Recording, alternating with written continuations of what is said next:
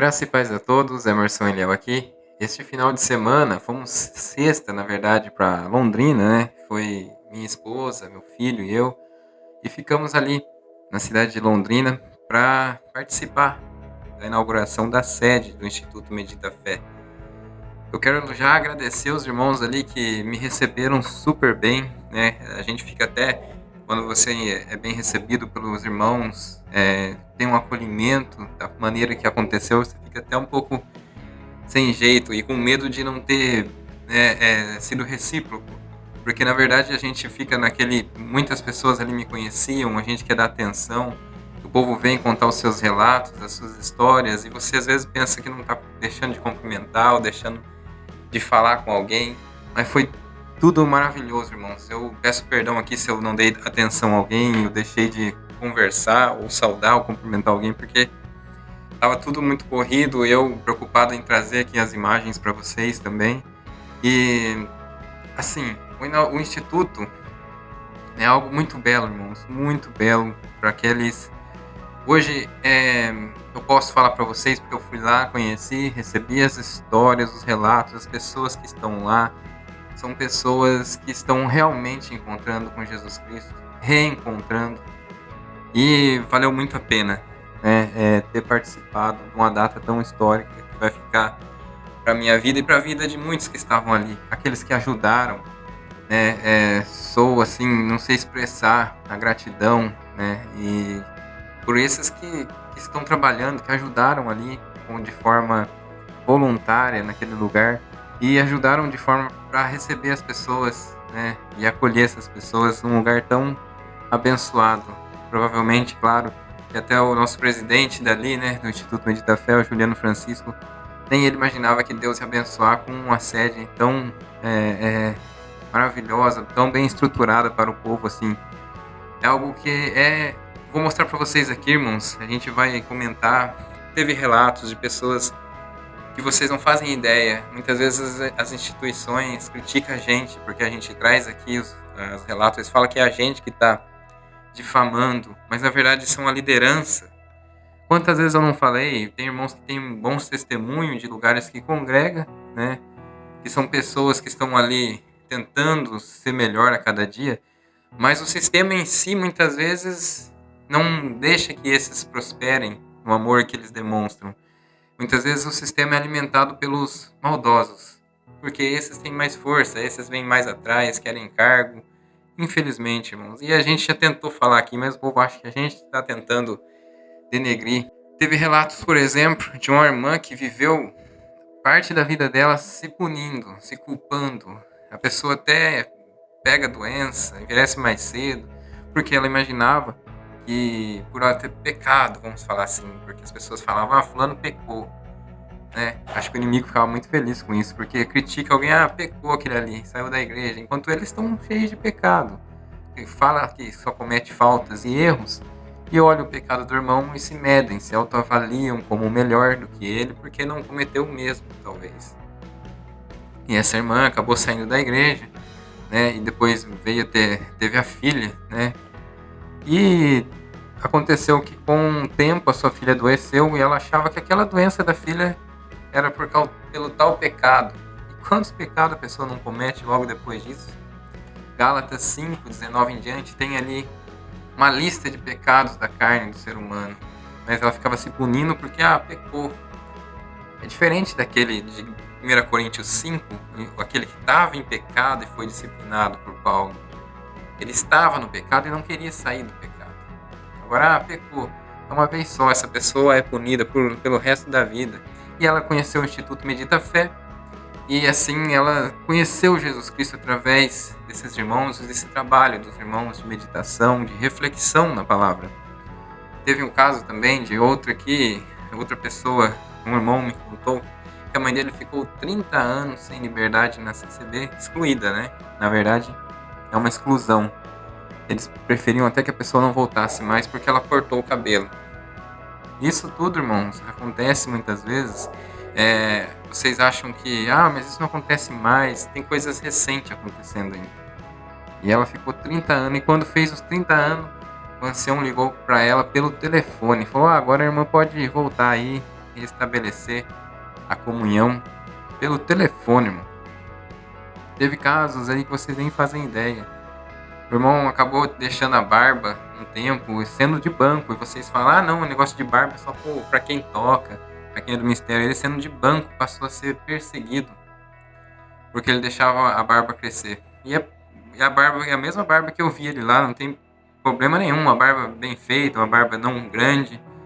E mesmo assim, passou o tempo da vida perseguido, não quiseram dar carta quando ele foi mudar, porque ele fez, né? Ele acabou um dia tomando Santa Ceia em outro país, em outro lugar, acabou tomando Santa Ceia, o ancião da cidade dele sabia, mas veio a falecer e aquele ministério local passou a perseguir também por não ter tomado a Santa Ceia, faltado uma Santa Ceia. Então essas pessoas ficam machucadas e precisava desse lugar. Ali são várias denominações, várias pessoas unidas, conversando, contando seus relatos, pessoas que estão se ajudando ao próximo e levando uma mensagem do evangelho mais pura e simples, sem a poluição do homem. E isso é gratificante para a gente, irmãos. Bom, o que eu queria falar aqui, na verdade, vai gerar o vídeo aí com várias imagens, né? E vocês vão ver a situação, né? Que foi esse dia. Mas que belo dia, irmãos. Vou mostrar para vocês aqui sobre o ensaio, né? Vai passar aí a imagem do ensaio, que foi no sábado, e depois a abertura da igreja e a pregação do nosso irmão pastor Juliano Francisco, que foi uma pregação de abertura assim, expositiva, maravilhosa. Então fiquem com o vídeo. Até o próximo vídeo, a gente vai voltar com os nossos vídeos normais aqui, do dia a dia. A gente vai tentar levar o evangelho de forma que a denunciar também o que desfoca o alvo principal, que é a graça do nosso Senhor Jesus Cristo. Até o próximo vídeo. Fiquem com esse vídeo, irmãos. Até o final, vocês vão gostar muito. Deus abençoe a todos.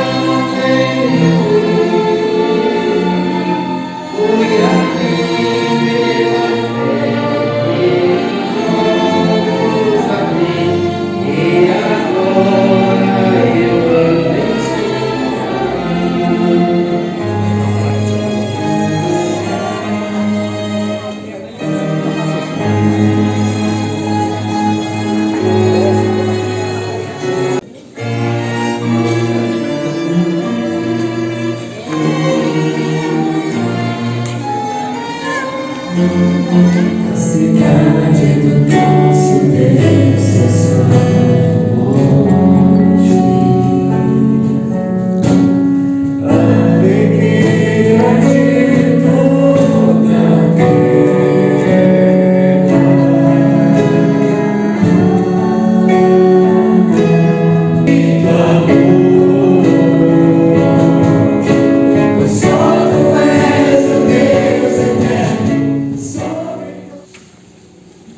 Vamos começar no versículo 22. Então Paulo levantou-se na reunião do Areópago e disse: Atenienses, vejo que em todos os aspectos vocês são muito religiosos. Pois, andando pela cidade, observei cuidadosamente seus objetos de culto e encontrei até um altar com esta inscrição: ao Deus desconhecido. Ora, o que vocês adoram, apesar de não conhecerem, eu lhes anuncio. O que Paulo estava fazendo aqui, o apóstolo? Ele pegou uma oportunidade da crença daquele povo, os gregos. Ele achou e encontrou uma oportunidade para falar de Jesus Cristo. Ele já ensina nós aqui, né? Nós precisamos aproveitar as oportunidades que Deus prepara para anunciar Cristo para as pessoas. E aí ele continua: o Deus que fez o mundo e tudo o que nele há é o Senhor dos céus e da terra, e não habita em santuários feitos por mãos humanas. Ele não é servido por mãos de homens, como se necessitasse de algo. Porque Ele mesmo dá a todos a vida, o fôlego e as demais coisas. De uma só fez Ele todos os povos, para que povoassem toda a terra, tendo determinados tempos anteriormente estabelecidos e os lugares exatos em que deviam habitar. Deus fez isso para que os homens o buscassem e talvez, tateando, pudessem encontrá-lo, embora não esteja longe de cada um de nós. Pois nele vivemos, nos movemos e existimos, como disseram alguns dos poetas de vocês. Também somos descendência dele. Vemos até aqui.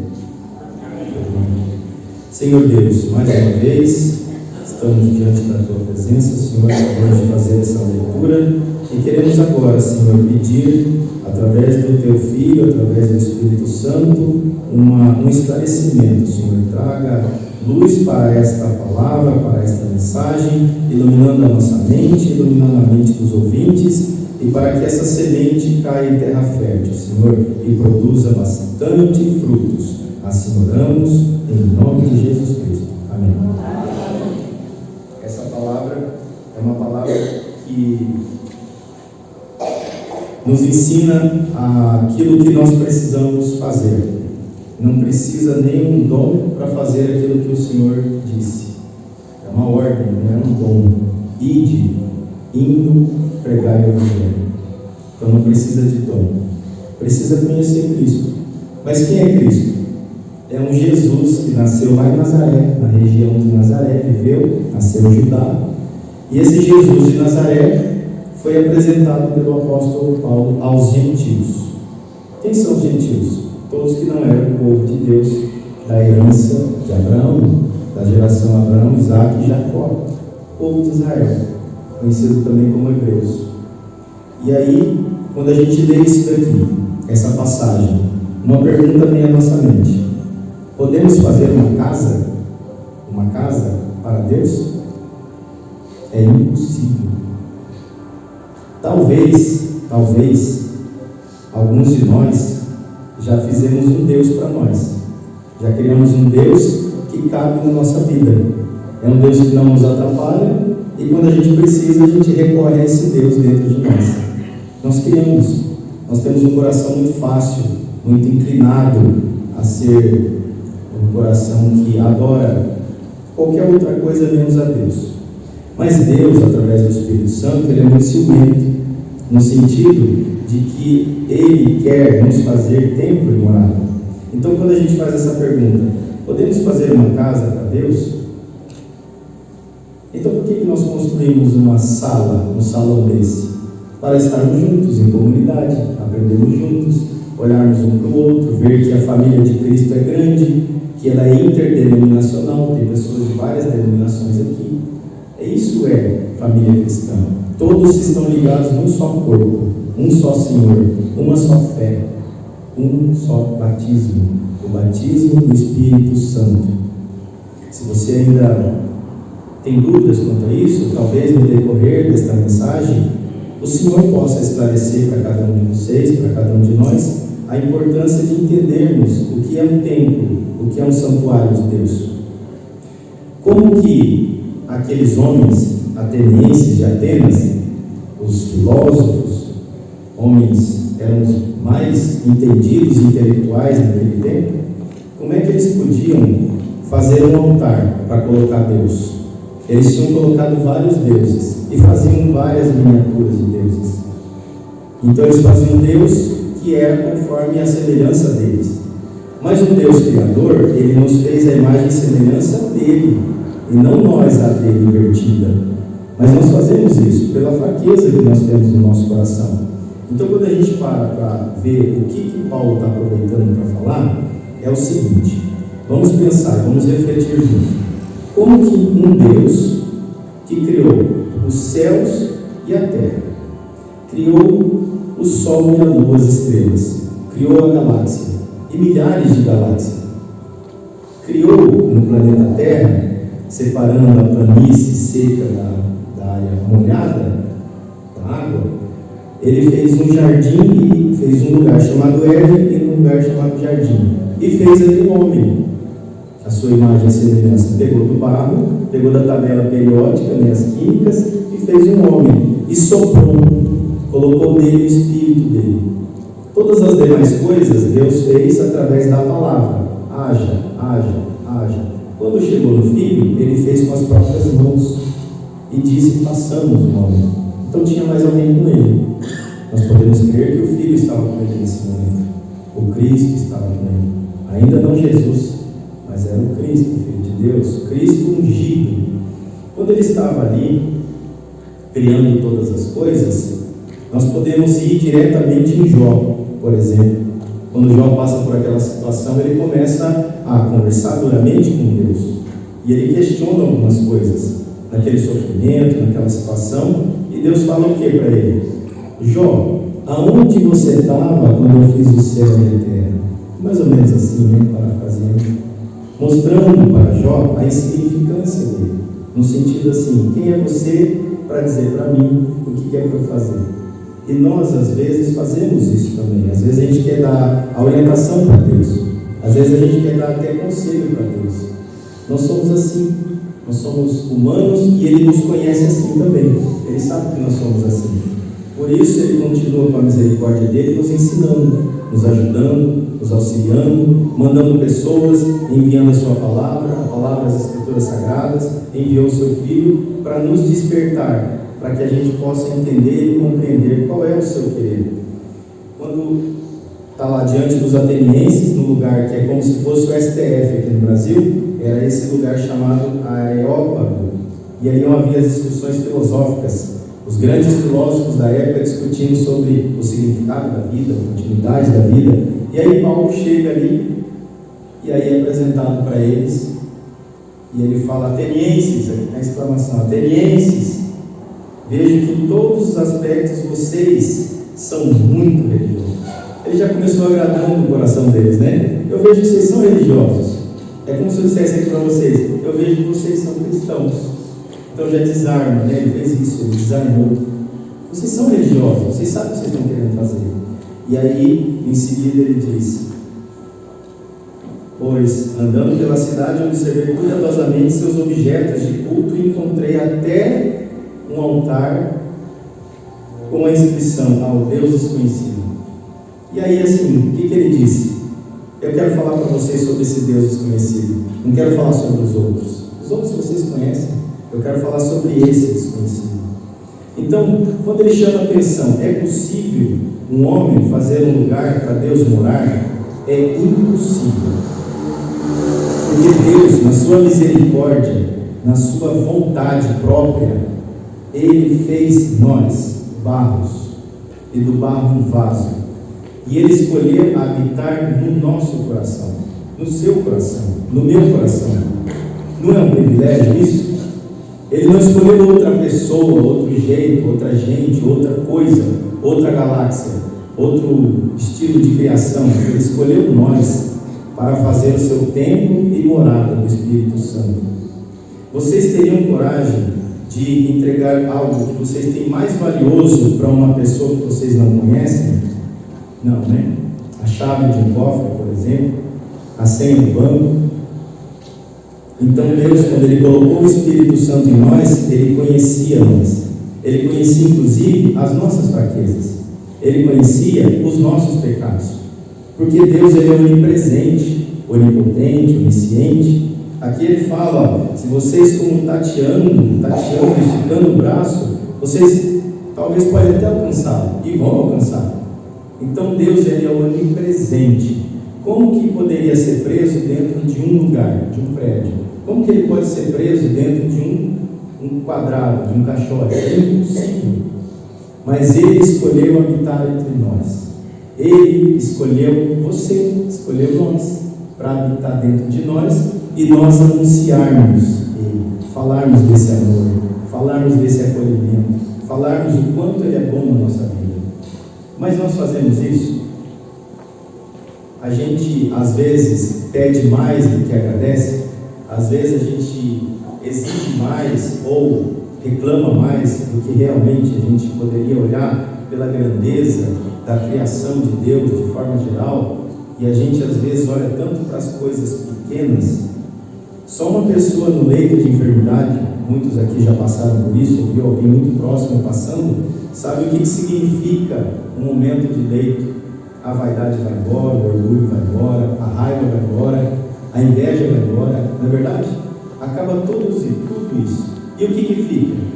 Fica uma alma cansada, chorando, uma alma desejando, uma alma com sede de justiça, uma alma querendo sentir um pouquinho aquela água que é a água da vida. É uma água que, quando nós bebemos, nós saciamos a nossa sede, a sede de ser humano. Nós podemos, a partir daí, ter uma outra forma de viver. É uma transformação no nosso viver. Então nós somos convidados todos os dias a beber desta água. Não porque nós temos sede agora, mas é porque ela nutre o nosso corpo, ela nutre a nossa alma. Então como que eu posso beber desta água? Na fonte, conhecendo Jesus na fonte. Então, quando nós falamos assim, como que eu conheço Jesus Cristo? Eu preciso ler, eu preciso entender as Escrituras. Mas eu leio, eu não entendo. Então, junte com mais uma pessoa e comece a ler. Você, mais um e mais um, vocês já são uma igreja. Comecem a ler, a meditar, a refletir e pedir a guia do Espírito Santo. Faça a sua oração pedindo que Ele esteja aí ensinando e vocês vão aprender da parte de Deus. Aprender aquilo que é bom, aquilo que é justo, aprender a ter um guia de fé, de prática, de conduta na nossa vida. Porque como nós ouvimos na oração, nós somos pecadores. Mas quem nos dignificou perante Deus foi o próprio Senhor Jesus Cristo, através do sangue dele. Nós passamos pelas águas, no batismo da água, para uma purificação, uma aceitação que o Senhor Jesus é o nosso Senhor. Mas a partir desse momento, nós estamos confessando para o mundo: eu sou um cristão a partir de agora. Esse Jesus de Nazaré está fazendo uma transformação no meu coração. E eu quero ter uma nova vida com Cristo. Mas João Batista, quando fez o batismo, ele disse: eu vou batizar vocês com água. Naquele tempo, quando falava água, é a purificação, é a limpeza. E ele disse: mas vai vir um após mim, que vai batizar vocês com fogo. E esse fogo limpa. Limpa o quê? O fogo. Quando vocês têm uma vasilha, vocês precisam limpar e deixar ela tão limpa, vocês vão colocar algo tão sagrado ali, que só com água e detergente não é o suficiente.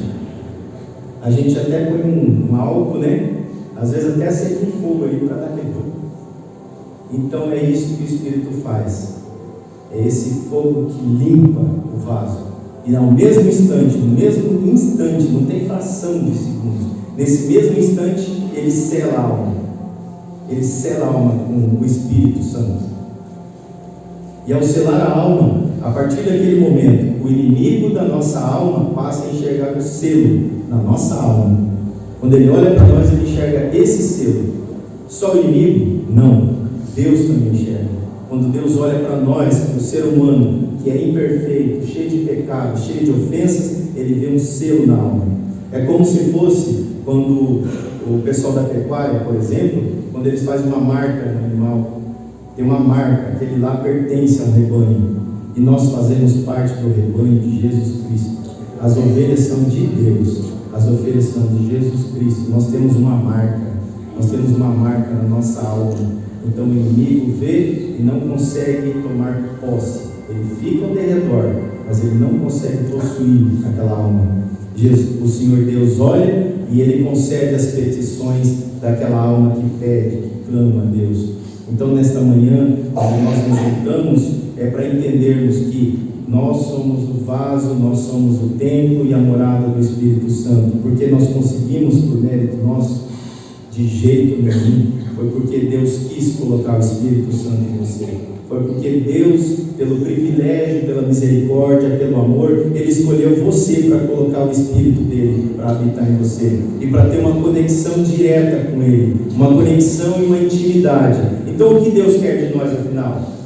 Ele quer um relacionamento íntimo.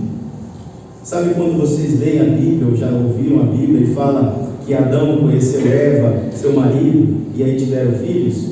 É essa intimidade, no sentido de muito próximo. O Senhor Deus quer uma intimidade, Ele quer que nós conhecemos Ele. Como é que nós vamos falar de Jesus Cristo se nós não conhecemos Ele? Como é que nós vamos nos relacionar com Deus se a gente não conhece Ele? Quantos de vocês já tiveram experiências de estar numa situação terrível, sozinho, difícil, e vocês olhar para algum lugar e clamar, e para quem eu falo agora? Para quem vai me ajudar agora? Um Deus, Criador e Formador de todas as coisas. Ele fez você, fez nós, criou-nos, nos fez homens e mulheres, nos fez ser humano. E sabendo que o ser humano é frágil, é pecador, Ele nos aceitou mesmo assim. Ele nos aceita exatamente como nós somos. Só que Ele não quer que a gente fique do jeito que nós somos. Ele quer transformar o nosso coração. Ele quer transformar o nosso viver através do Evangelho. Que nós sejamos testemunhas de Cristo na vida, nesta terra, impactando outras pessoas. Como? Pregando. Se for preciso, até pode abrir a boca para pregar. Mas nós podemos ser esse atos aqui. Com as nossas atitudes, com as nossas ações, nós estamos pregando Cristo. Quando Jesus morreu na cruz, naquele dia,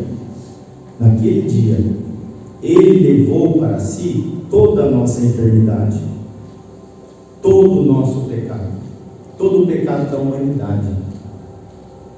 Para trás, desde Adão, naquele tempo ali, porque Ele disse: Senhor, perdoa, porque eles não sabem o que fazem. Então Ele estava também perdoando aqueles e estava incluso nós também. Então, meu irmão, minha irmã, em Cristo Jesus, qual é o seu pecado que Cristo não levou na cruz, através do seu sangue já não está pago? Você consegue imaginar assim? Não, mas eu fiz um pecado muito terrível, muito. O sangue de Cristo não foi maior que esse pecado? Se não fosse maior, Ele não teria pedido para Deus passar dele aquele cálice. Aquele cálice não foram os açoites, não foi o prego, não foi o chicote, não foi ter que carregar aquele madeiro, não foi ficar pendurado, foi ter que se afastar do Pai por alguns instantes. Essa foi a maior cálice. E por que Ele se afastou do Pai?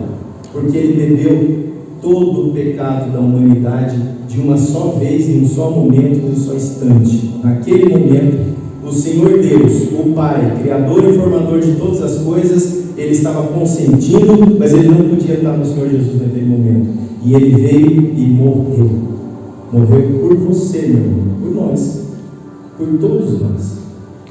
Vocês conseguem sentir esse Cristo no coração, que morreu por você, pagou esse pecado que você teve? Nós precisamos entender que alguém fez isso por nós. nós não merecíamos. O que nós precisamos fazer? Apenas crer. Crer. Um passo é crer. E qual o outro? A fé. A fé é um dom de Deus. Tem como comprar a fé? Não tem. Tem como conquistar com boas ações, boas atitudes, bons comportamentos? Não tem. Primeiro tem o dom da fé, que eu creio em Jesus Cristo, sou salvo, aí eu pratico boas obras. Sou santo? Não. Santo com S minúsculo? Não. Eu sou um santo com S minúsculo. Santo significa separado. Separado. Por que separado? Nós falamos agora há pouco. Separados como ovelha do aprisco de Deus. Uma marca. Lembra do selo? Então nós somos separados. Agora nós fazemos parte, sim, aqui na terra, vivendo, sendo sal da terra e luz do mundo. Pequenos cristãos. Cristão. O que o sal faz com a carne? Quem faz churrasco sabe. Ela dá o tempero. Ela penetra na carne. Ela dá um sabor. Ela é um agente de transformação. Não é verdade? E a luz? Ela amplia o ambiente. Ela acende o ambiente. Você entra num lugar escuro, acende. Então é para a gente viver separado? É para a gente ser sal da terra e luz do mundo. Separado nós fomos por Jesus Cristo. Agora Ele quer que nós, no mundo, sejamos sal da terra e luz do mundo. Esse agente transformador. Então é um convite para todos nós. Fazer igual Paulo fez aqui. Na primeira oportunidade, vamos falar desse Jesus Cristo. Mas para eu falar de Cristo, eu primeiro preciso aceitar Ele. Ah, mas eu já aceitei. Eu já tenho Cristo. Sou selado. Ok. Muito bem. Excelente, isso é muito bom. A outra pergunta é: você serve a Deus? Sirvo a Deus. Eu agrado Ele, eu respeito, eu adoro, eu, do meu jeito, na minha intimidade, eu obedeço a Deus. Ok, tudo certo, muito bem. E aquela outra parte que diz, aí já é um convite, né? Não é uma obrigação. Quem quiser ser meu discípulo, renuncie-se a si mesmo, pegue a sua própria cruz e siga-me. Então, ser servo de Deus, servir a Deus, é uma obrigação do ser humano. Agora, sejamos sinceros entre nós aqui nessa conversa, nessa reflexão. Se você quer ser discípulo de Cristo, aí precisa um pouquinho mais. Aí precisa renunciar ao nosso ego, renunciar a algumas escolhas, algumas coisas. E aí pegar essa cruz, que é o meu eu, meu orgulho, minha vaidade, eu preciso carregar. Eu não consigo viver sem ego. O ego também me ajuda. De um lado é o orgulho, do outro lado é a determinação. De um lado é a inveja, do outro lado é aquilo que você está faltando, que você precisa crescer, melhorar. E assim por diante. Então nós precisamos, enquanto ser humano, desenvolver essa caminhada cristã para sermos conhecidos e vistos como sal da terra e luz do mundo. Então, para nós sermos discípulos de Jesus Cristo, é um convite. É um convite. Quer ser discípulo? Renuncie a si próprio. Pegue a sua cruz e siga-me. Não, quero servir a Deus, quero agradar a Deus. Está tudo bem. Está tudo bem. Por isso que há uma vocação, um chamado para todos. Uma vocação, um chamado para a salvação eterna. A nossa alma não morre, não para por aqui. Ela continua viva e ela vai existir na eternidade. A diferença é que você pode estar vivo com Deus ou morto com Deus. A morte eterna ou a vida eterna. Mas a alma continua viva. A essência, a sua essência, a nossa essência. Então eu quero servir a Deus, eu quero agradar a Deus, eu quero obedecer a Deus. Creio em Jesus Cristo, estou salvo. Que mais? É selado com o Espírito Santo? E alguns às vezes pensam que ser selado é falar em línguas diferentes, ou outras coisas. O selo do Espírito Santo às vezes é tão íntimo, que às vezes nem a esposa ou o marido sabe que a pessoa é selada com o Espírito Santo. Mas a pessoa dentro dela tem uma certeza viva. E o Senhor, para a gente encerrar agora esta mensagem, porque hoje o culto é um pouco mais longo, né? Então o momento é assim, para nós crermos que cada um de vocês, cada um de nós, fomos levantados, considerados como uma pedra na edificação da casa de Deus. Então nós não podemos criar uma casa para Deus, mas nós fazemos parte da casa do santuário de Deus. Cada um de nós somos uma pedra, como se fosse uma coluna, como se fosse um tijolo. É uma pedra viva na edificação na casa de Deus. E Ele coloca cada um onde Ele quer, da forma que Ele quer. É só nos colocarmos a servir a Deus, à disposição de Deus. Conhecer esse Deus, ter intimidade com Ele. Ele vai pegando cada pedra viva e colocando nesse edifício, que o fundamento, a base, o alicerce, esse mesmo Paulo disse, o alicerce é Jesus Cristo. Sem Jesus Cristo ter sido o alicerce, não tinha edifício, não tinha edificação. E alguns de nós, então o primeiro chamado é chamado para salvação. E o segundo chamado, aí é específico para alguns, um chamado, uma vocação para servir. Então, se você se sente pronto, disposto a servir a Deus, num chamado específico para o ministério, é nesse momento que o Senhor fala com você por esta mensagem. Faça como Paulo, sirva a Deus, seja uma pedra viva como colunas, como base, como pontos que as pessoas olhem e vejam como referência, como aquela que chama a atenção para perguntar: o que você faz? Onde você vai? O que você faz na sua vida? Eu sirvo a Deus, eu sou cristão, eu sou crente. É isso. Não depende da denominação que você faz parte, mas depende de qual parte você faz do corpo. Então nós fazemos parte do corpo de Cristo. Consulte agora a sua consciência. Faz parte do corpo de Cristo? Faz parte desse edifício da casa de Deus? Desse grande santuário de Deus? Sim, eu faço. Louvado seja Deus. Então se torne uma pedra viva, para que quem olhar para a edificação de Deus, mas eu pequei, eu fiz isso, eu fiz aquilo, será que eu sou digno? Você está duvidando de novo do poder do sangue de Cristo derramado na cruz? O seu pecado é maior do que aquele sangue derramado na cruz? Não é possível que nós estamos de novo criando um Jesus menor do que o nosso pecado, e que o sangue dele é só um pouquinho de gotas, que não foi o suficiente para pagar o seu pecado.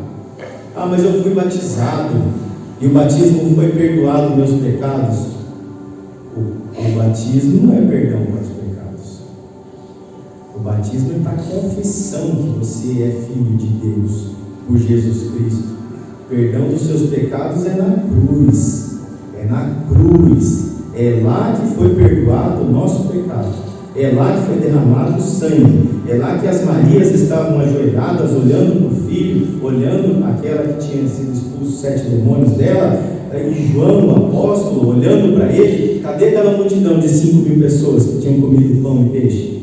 Cadê aquele cego, o outro? Cadê a multidão? Tinha pouquíssimas pessoas olhando para a cruz. Então, todas as vezes que nós temos assim, por que poucas pessoas buscam? É porque poucas pessoas olham para a cruz. Alguns até têm repulsa. Eu estou falando da cruz lá, e não precisa ir lá em Jerusalém. É uma cruz que foi entregue ao nosso Salvador. Era para ele ter sido tratado como um rei nessa terra. Era para ele ter sentado no palácio, nos melhores lugares, dormido nos melhores lugares, a melhor comida. Ele disse: eu não tenho onde colocar a minha cabeça. Não adianta vocês me seguirem. Eu não tenho onde comer. Vocês vão ter que andar comigo a pé. Não tem carruagem, não tem nada. Eu nasci numa manjedoura. Eu nasci num lugar que ninguém desejaria nascer. Mas o Senhor enviou os pastores, naquele tempo os mais simples. Através de uma visão que eles teve, um anjo apareceu e disse para eles: lá em Belém nasceu Jesus, nasceu o Salvador. Vai lá ver a criança. Ele está enrolado num pano. Nem lugar para colocar, nem para enrolar essa criança não tinha. Ela enrolou num pano. Mas quando eles viram isso, o céu se abriu, milhares de anjos. Vocês têm noção de milhares de anjos descendo do céu e cantando e falando coisas? Eles saíram correndo, foram lá encontrar a mãe, o menino e o pai. Chegaram e contaram para eles o que eles tinham acabado de ver. E o que a Maria disse? Está escrito, né? Ela conferia no seu coração aquilo que estava acontecendo, porque aquele menino era o Salvador. Que o Senhor Jesus nasça no seu coração hoje. Que o Senhor Jesus esteja na tua vida hoje. Que o Senhor Jesus possa fazer a diferença na sua vida. Que Ele seja a sua mente, que nós tenhamos a mente de Cristo todas as vezes, para nós termos essa ligação com o Pai. Uma ligação direta com o Pai. Vamos guardar essa mensagem no nosso coração? Vamos guardar e vamos orar. Senhor Deus, nós queremos te agradecer, Senhor, por esta mensagem, por este dia, por este momento, Senhor. Queremos te agradecer, ó Pai eterno, por o Senhor ter sempre pronto para nos ajudar, para nos inspirar e também, Senhor Deus, para nos colocar diante de pessoas que também têm o mesmo propósito, te agradar e te servir na terra, Senhor. Queremos te agradecer, Senhor, por o Senhor ter nos feito templo e morada do Teu Espírito Santo, Senhor. Fique conosco, Pai. Todas as vezes que nós precisarmos de Ti, possamos encontrar dentro de nós, Senhor. E quando nós encontrarmos diante de nós, Pai, para que nós também possamos anunciar Você de uma forma, Senhor Deus, anunciar o Senhor de uma forma, Senhor, que possamos também falar do Teu Evangelho, dessa boa notícia, Senhor. Assim oramos em nome de Jesus Cristo. Amém. Amém. Glória a Deus. Vamos louvar com mais um louvor. Querem agradecer?